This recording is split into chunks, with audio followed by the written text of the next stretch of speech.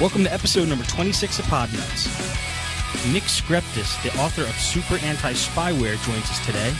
SuperAntiSpyware is a program I use almost every day at the shop. It's a killer application for removing spyware. It's one of my standard tools that I use in doing cleanups on machines. And because I like the program so much, it's one of the reasons why I wanted to see if Nick could do a show, and I'm really happy he said he would do it. And I'm going to start that interview in a minute. I just want to do a quick announcement here. You'll notice on the front page of Podnutz.com, I put a few links to SuperAntiSpyware. If those of you who haven't tried it yet, definitely download a copy. Those of you who are using it, definitely upgrade your copy. And by doing so, you're supporting Nick and supporting SuperAntiSpyware so he can continue making such a great tool. You're also supporting Podnutz, by the way, if you do go through the link on the Podnutz.com website. Okay, now for the interview with Nick.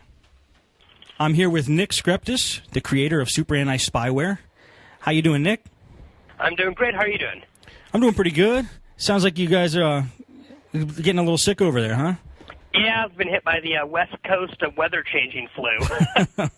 Something fun or not fun that we all end up going through. I hope you guys feel better. Yep, thank you.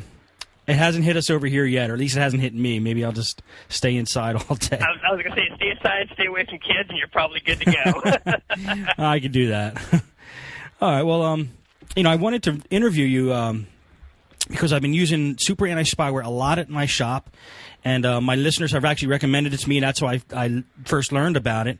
And it's a great program. I mean, it's been killing a lot of the viruses that we've been running into. You know, it's getting kind of rare to find a product like that on the market now, especially with like these huge monster security suites like Norton and McAfee. It's nice to find something that does the job and doesn't suck up all the processing power. Well, I guess what I wanted to ask you was, how did SuperAntiSpyware come about? SuperAntiSpyware came about 4 years ago. I started the company SuperAdBlocker.com about 5 years ago, where we focused on ad blocking, pop-up blocking, and such. And obviously, at that point, most of the pop-ups and things people were seeing, a lot of them were caused by spyware.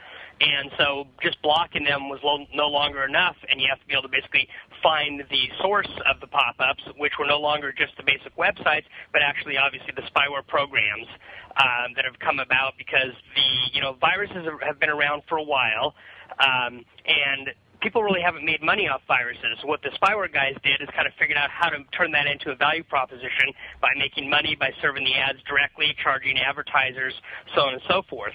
And so just due to user demand, we created SuperAntiSpyware separately from SuperAdBlocker and then offered the free version of that, and has got us to where we are today.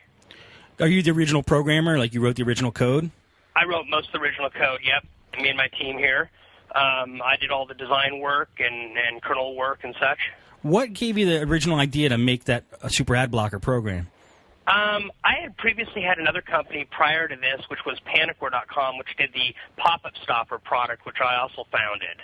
And we grew to about 20 million users there, and then I kind of went off because I saw the industry kind of changing and the need for the anti-spyware stuff, and so I started the new company to basically handle that specific task. And we were dealing with people like Adware and Spybot, and those guys were doing great. Right. Still great products, good old boys. Solid products, solid people. And they just weren't really attacking some of the more difficult threats that we were seeing. And I kind of, being a low-level developer, have had a long experience in software development for about 25 years, and kind of saw where things were going and what the guys were, what the spyware guys were going to start doing. So we were trying to create technology to deal with what we knew was kind of on the horizon. So you were like ahead of the curve, basically. We try to be, but you never really are, because just as we're thinking of ways to fight it, other people are thinking of ways to get around it and that sort of thing. And so you kind of meet in the middle, or sometimes we're a little bit ahead, sometimes they're ahead, and that's what keeps us busy every day.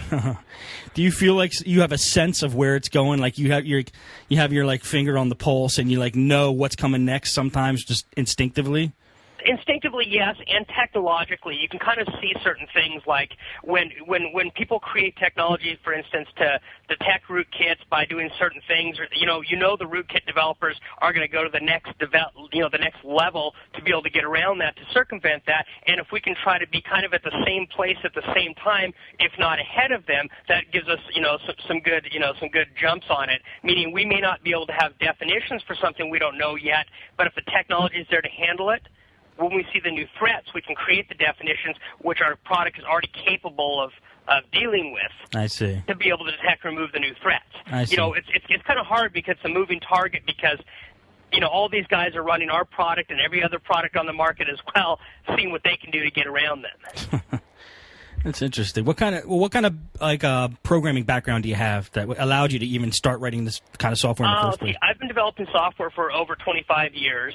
I started way back on the Apple II and the Commodore 64, and did a lot of low-level development there as far as writing different types of software, such as copy programs when I was under 18 years old, and so things like that. But that really got me into the technological side of things and low-level. And I did game development. I developed F-14 Tomcat for the Commodore 64 back in the day for Dynamics, published by Activision at that time. Then moved on from there and founded a company called Human Machine Interfaces, which did audio software for games. So about 500 games, Lynx Golf, Wing Commander, all those kind of games had our audio engine inside of it. Wow. Those are I remember a lot of those games. That's awesome. Yeah. There's a lot of stuff like that. Wing Commander, Tomb Raider, all those games had our audio engine in it. Wing Commander was like the first game that was almost like watching a movie. It was, yeah. That was a real big win for us when we got into that with Origin software. And, our software provided technology to mix digital sound signals to be able to play more than one sound at a time. And thus was, a real big deal back then. But, of course, now all that's built into Windows, and so that, we moved on from there. Oh, yeah. Now it's like just common. I mean, I remember running the ad-lib. I had the ad-lib music card back then. Yep. That's funny. Very, very familiar with those guys. We used to have to write drivers for all those sound cards. So, in storage, I think I still got a box with about 300 sound cards in it of different manufacturers of all the ones we had to deal with. So, wow, that's pretty cool. All right, well, enough reminiscing. I could talk about that stuff all day, though, actually. Well, what would you say makes Super Anti-Spyware different from all the other, anti-spyware programs out there? I think we've really focused in on the hard-to-remove stuff. I mean, there's advantages and disadvantages to every product, and a single product will never be enough to get everything, and we realize that. So when we came out, when we started our product, we knew that, so we designed it to be able to work with McAfee, Norton, Trend Micro, AVG, all these other products. We know everybody's got something else in their system. That's just the reality, and it's necessary. And so what we've really focused on is a lot of the things that those miss.